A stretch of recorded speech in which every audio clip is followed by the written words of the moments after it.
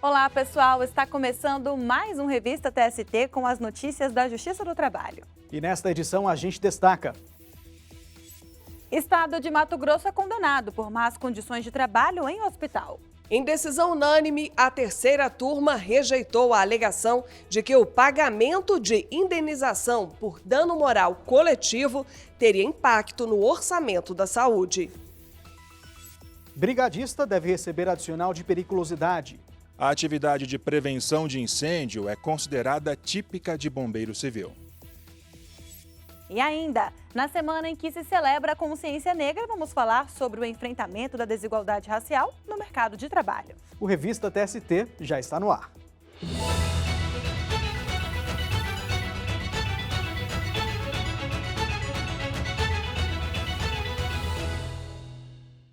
A gente começa o Revista TST desta semana relembrando um dos maiores desastres ambientais do mundo, o rompimento da barragem do Córrego do Feijão, em Brumadinho, Minas Gerais.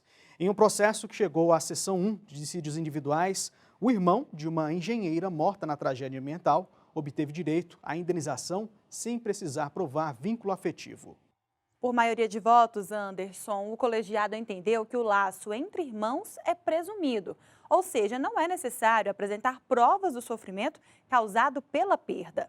E quem tem os detalhes para a gente dessa decisão é a repórter Samantha Flor. Oi, Samantha.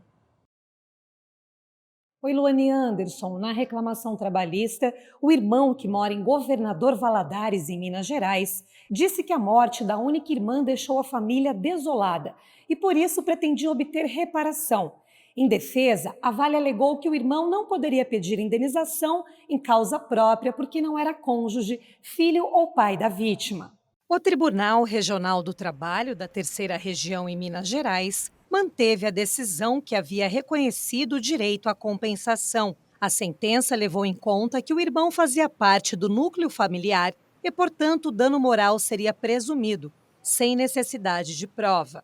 Mas a quarta turma do Tribunal Superior do Trabalho teve outro entendimento. O colegiado considerou que o irmão deveria produzir prova de laço estreito de afetividade com a irmã, o que não teria ocorrido.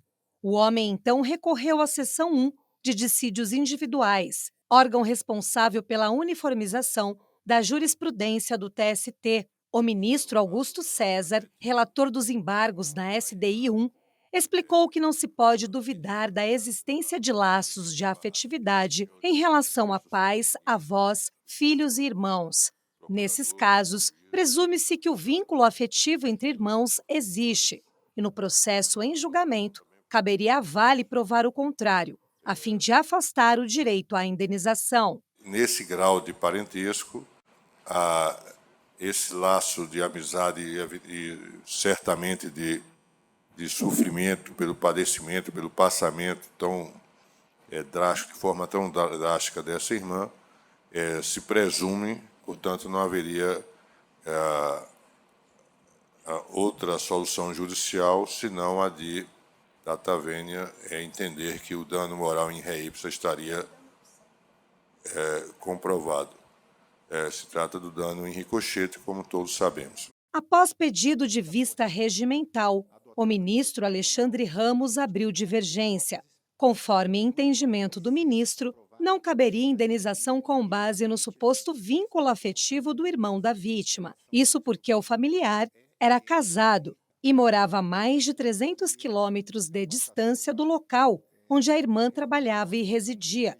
Também não havia evidência de que mantivessem uma relação próxima. Entendo que quando o irmão da vítima reside na casa, quando é o caso de um irmão menor ou ainda que maior, resida com a vítima, aí sim o dano é em ré ipsa. Mas nessa hipótese, como na dos autos, em que já era um irmão que se afastou do núcleo familiar, não morava na mesma residência, ao contrário, morava já com sua família em outra cidade distante de onde a vítima morava e trabalhava, aí sim, apesar de ter legitimidade, deve assumir o ônus de comprovar a violação de direitos da personalidade. O presidente do TST, ministro Aloísio Corrêa da Veiga, acompanhou a divergência. É claro que a família mais próxima, pais, filhos, avós, bisavós, mais raros, mas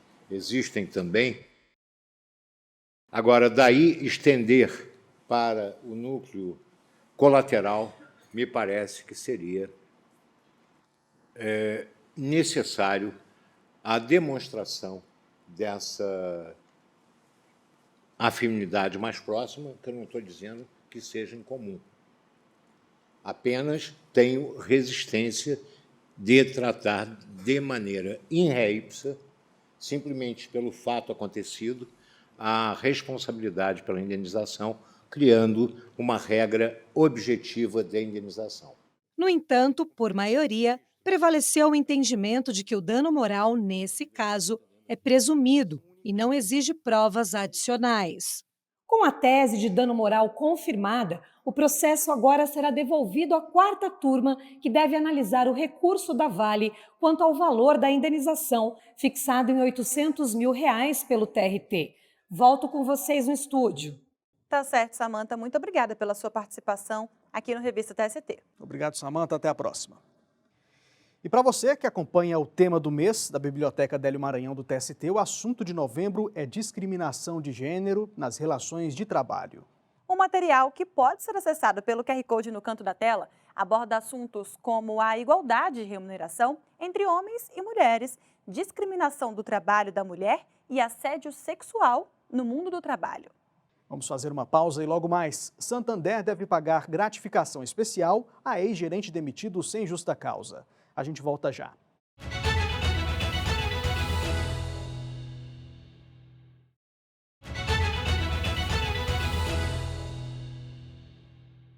Às terças e quartas-feiras ocorrem as sessões de julgamento das turmas do TST. Fique agora com alguns destaques.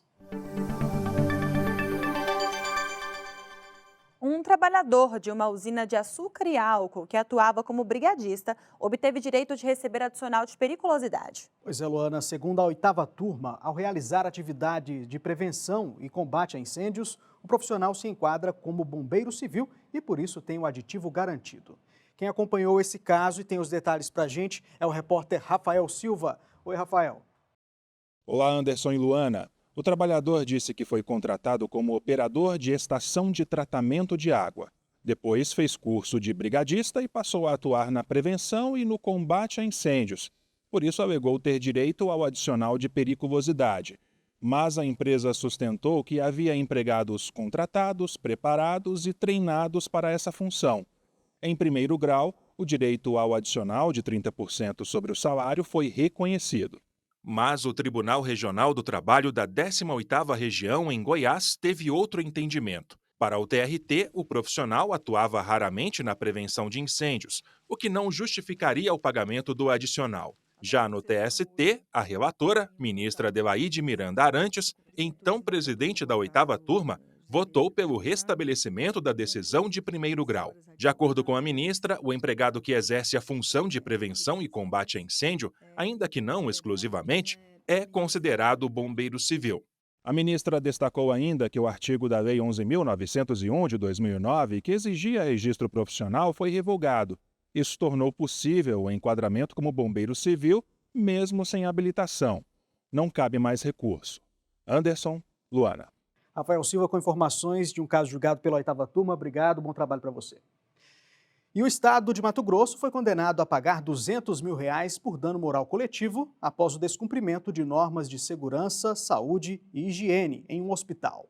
Para a 3ª turma, o argumento de que a condenação poderia afetar o orçamento da saúde estadual e prejudicar a coletividade não é suficiente para afastar a responsabilidade solidária do Estado no caso.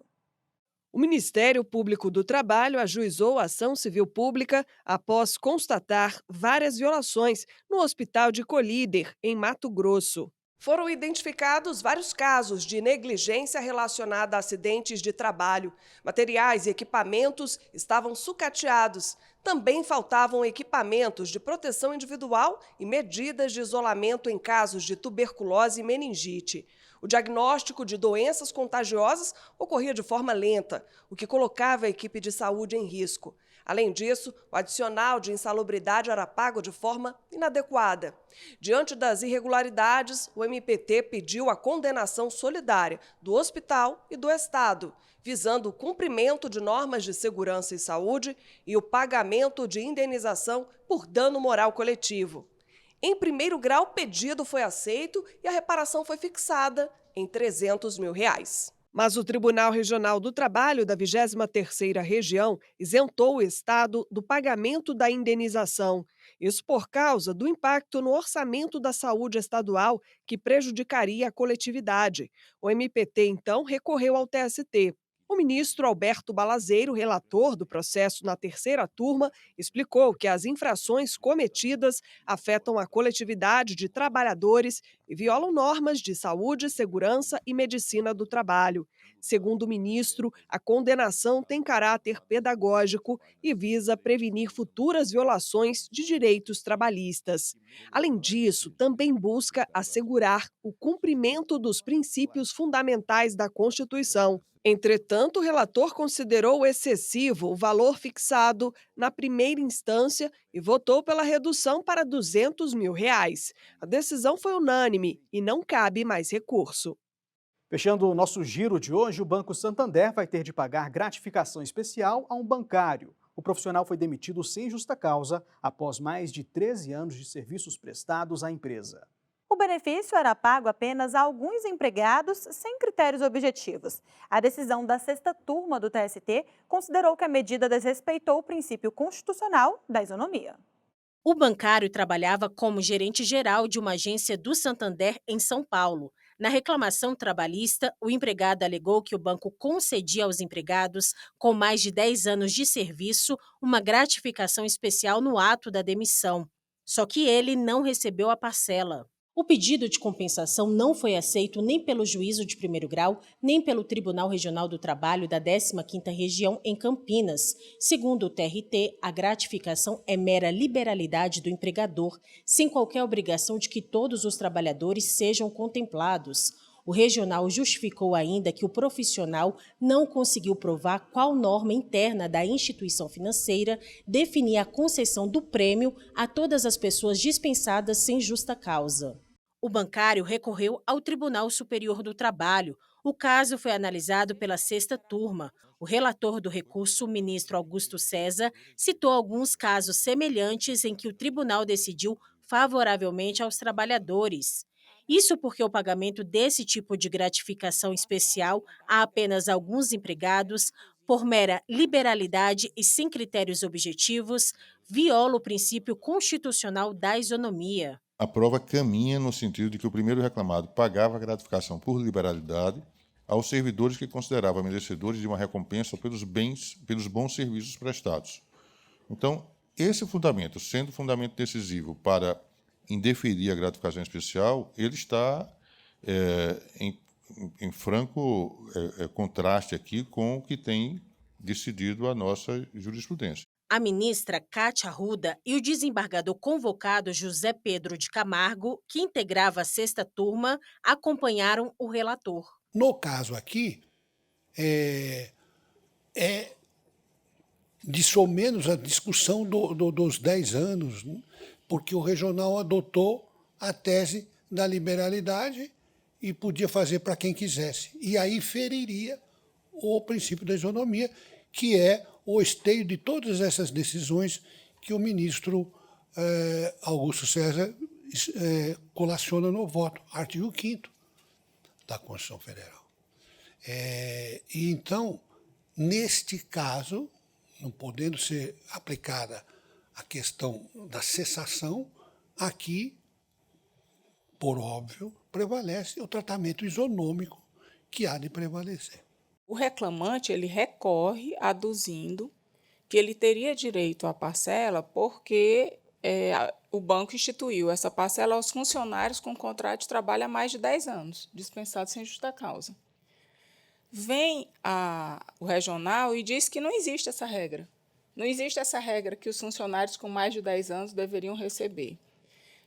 Por quê? Porque a parcela era paga por mera liberalidade, o banco pagava para quem ele queria, então não importava se era com mais de 10 anos ou menos de 10 anos.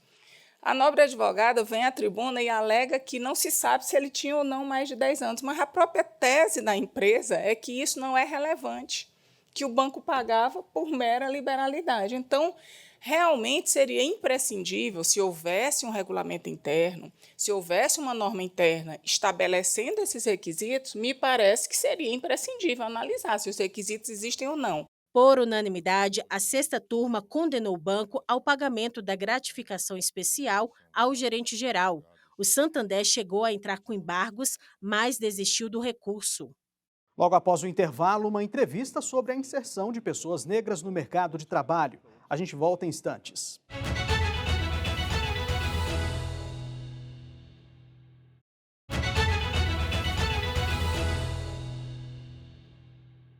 Mais da metade dos brasileiros e brasileiras se reconhecem como pessoas negras. Apesar de formarem a maior força de trabalho do país, o mercado profissional ainda reproduz desigualdades raciais. E não apenas na inserção, como também na ascensão desses trabalhadores e trabalhadoras a cargos com melhor remuneração. Exatamente, Luana. E na semana em que se homenageia Zumbi, o líder do Quilombo de Palmares, o Revista TST traz uma entrevista para a gente refletir sobre o assunto.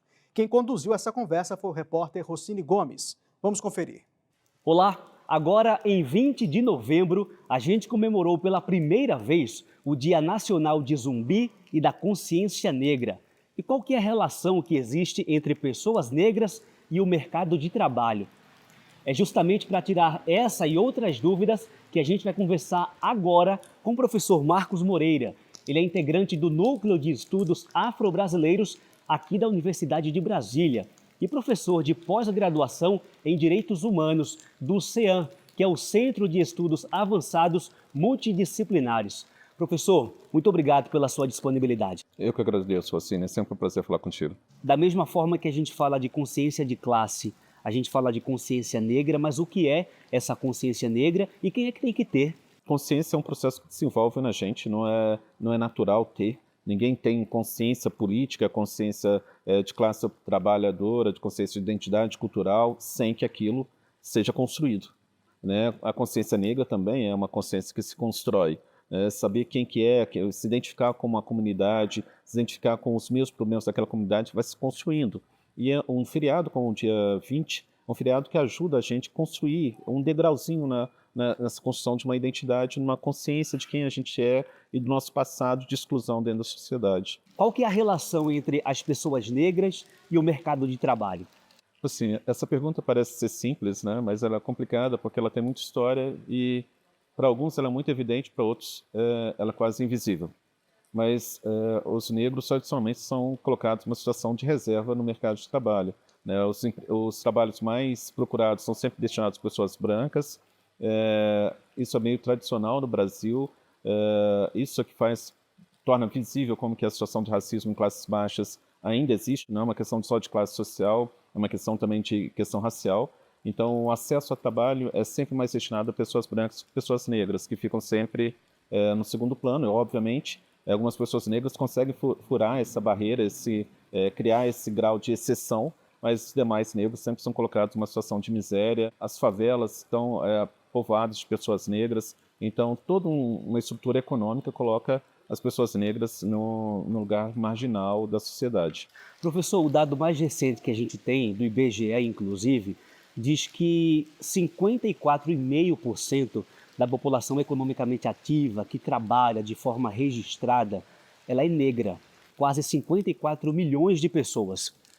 De que forma a gente pode entender que, apesar de ser a maioria, ainda não é, por exemplo, a maioria ou de forma igualitária nos cargos de chefia? O racismo brasileiro é complicado, é histórico, né? Eu acho que a gente não tem uma elite do atraso, a gente tem uma elite da crueldade que teme distribuir renda, que evita um país igualitário, né? O trabalhador que está tentando emprego, as sequências de decepções que essas pessoas têm, a esperança que elas têm na formação educacional para poder conseguir mercado de trabalho e não conseguem entrar, e a dificuldade que essas mesmas pessoas têm de compreender que elas não entraram, não é por falta de competência, falta de estudo, mas simplesmente porque elas são negras e querem uma sociedade mais justa ou igualitária. E quando a gente faz o recorte de gênero, a mulher negra está em ainda mais desvantagem. 28% delas que trabalham são negras. Como é que a gente pode entender isso? Existe um cruzamento entre o machismo e o racismo, né? Apesar da sociedade brasileira ter sido construída pelo racismo, ela não escapa do machismo, da homofobia, que os outros processos de exclusão que são normais em qualquer outra sociedade. As mulheres foram colocadas em segundo plano desde que o machismo se apoderou da estrutura social. E no caso do Brasil, os negros também. Então, as mulheres negras sofrem um duplo preconceito, né? Então, elas chegam já para o mercado de trabalho numa situação mais desfavorável. E mesmo quando elas chegam no mercado de trabalho, elas também têm dificuldade de ter o apoio da família para aquele trabalho. E ainda tem as tarefas domésticas que são atribuídas às mulheres e não são compartilhadas, né? Então, é muito difícil para uma mulher conseguir criar uma carreira e criar um valor, principalmente para uma mulher negra, que tenha autonomia como o homem tem, seja negro ou branco. Salário. A situação é, seja homem, seja mulher, a mesma função, a mesma atribuição, a mesma competência. Mas o salário, ele é diferente por causa da cor da pele. Porque tem racismo no Brasil. A resposta é simples, né? Não se trata só de salário. E quando você fala em salário, essa ideia de valor, que é um pouco abstrata do racismo, ela se materializa, né? O salário, eu atribuo um determinado valor a uma pessoa e para isso eu pago ela tanto. Agora, para aquelas que não atribuem o mesmo valor, não importa quanto elas trabalham, eu atribuo menos valor. O salário é completamente a concretização desse sistema de valor que é o racismo. Mas isso vai acontecer não só no mercado de trabalho da competição privada, mas isso também no mercado do serviço público também, né? O reconhecimento do trabalho de um negro é muito difícil de ser feito na sociedade brasileira. Isso gera uma doença muito forte nos trabalhadores negros que, inconscientes de que o reconhecimento, a falta de reconhecimento, melhor dizendo, deriva de uma estrutura racista, trabalham 2, 3 vezes mais que um trabalhador branco, ou seja, entram num processo de esgotamento muito grande, sem o reconhecimento e com o sentimento de culpa de que não trabalharam suficientemente. Então eles vão adoecer. Quais são os caminhos para a gente mudar essa discrepância do negro no mercado de trabalho? Consciência dessa relação. Compreender que essa relação ela existe, que os determinados cargos são atribuídos a pessoas brancas, renda a pessoas brancas, e consciência de que isso não é fácil de mudar.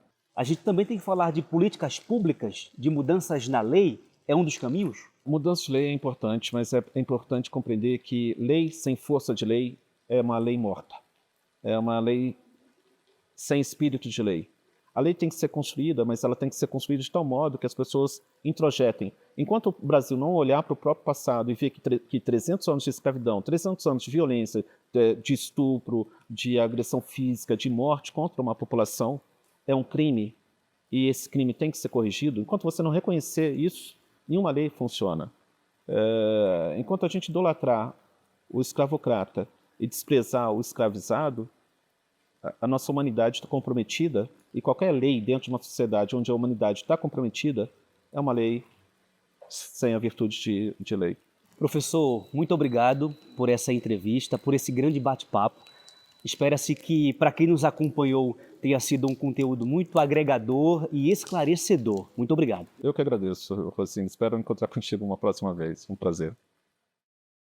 Tá aí, para conferir a entrevista completa, é só acessar o nosso canal youtube.com/TST.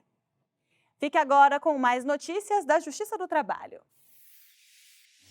O presidente do Tribunal Superior do Trabalho, ministro Aloísio Corrêa da Veiga, editou ato que regulamenta os plantões judiciários nos dias em que não houver expediente no tribunal. A medida leva em conta que a atividade da Justiça é ininterrupta, conforme estabelece a Constituição. O plantão só vai atender casos urgentes, como pedidos de liminar em mandado de segurança e tutelas provisórias de urgência.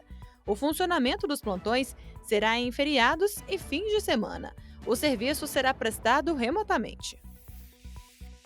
O TST vai realizar nos dias 10 e 11 de dezembro um curso especializado sobre a admissibilidade do recurso de revista. A formação é destinada a servidoras e servidores responsáveis pela análise preliminar desses recursos nos tribunais regionais do trabalho de todo o país, O treinamento busca uniformizar procedimentos em todas as instâncias trabalhistas e garantir mais celeridade e precisão nos julgamentos. Já está disponível consulta pública para sugestões de aprimoramento da resolução do Conselho Superior da Justiça do Trabalho, número 247 de 2019. O documento trata do Sistema Eletrônico de Assistência Judiciária. O objetivo da consulta é conferir maior eficácia aos procedimentos relacionados ao pagamento de peritos, tradutores e intérpretes de processos. Para participar, é só enviar sugestões para o e-mail consultapublica@csjt.jus.br até 28 de novembro. A íntegra do edital está disponível no QR Code na tela. A gente encerra o programa de hoje agradecendo a sua companhia. Não se esqueça de também nos acompanhar pelas redes sociais do Tribunal. Até semana que vem. Tchau, tchau.